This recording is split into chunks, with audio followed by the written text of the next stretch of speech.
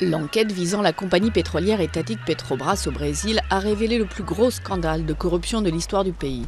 Avec une production de 2,5 millions de barils de pétrole et de gaz par jour et 86 000 employés dans le monde, Petrobras est l'une des principales multinationales pétrolières. Durant les 2 mandats de président de Lula da Silva de 2003 à 2010, Petrobras était le fleuron industriel d'un pays en plein développement. Dès 2009, les enquêteurs découvrent les premiers éléments d'un colossal système de corruption organisée dont Petrobras est le cœur. Leurs travaux mènent en 2014 à l'ouverture d'une vaste opération appelée lavage rapide. Le scandale prend une nouvelle ampleur lorsqu'un ancien directeur de Petrobras, Paulo Roberto Costa, accepte de coopérer avec les enquêteurs en échange d'une réduction de peine. Il accuse près de 50 hommes politiques, la plupart issus du Parti des travailleurs de Lula et de son successeur Dilma Rousseff, d'avoir bénéficié de milliards de dollars de pots de vin.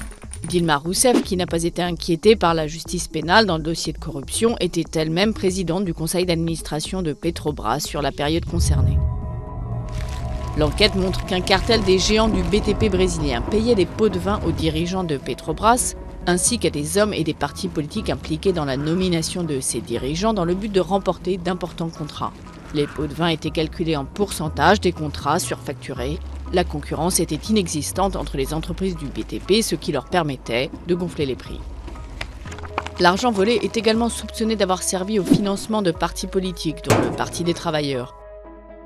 En 2015, son trésorier João Vaccari est arrêté puis condamné à de la prison ferme pour corruption, blanchiment d'argent et association de malfaiteurs. Des dizaines de personnes ont déjà été poursuivies.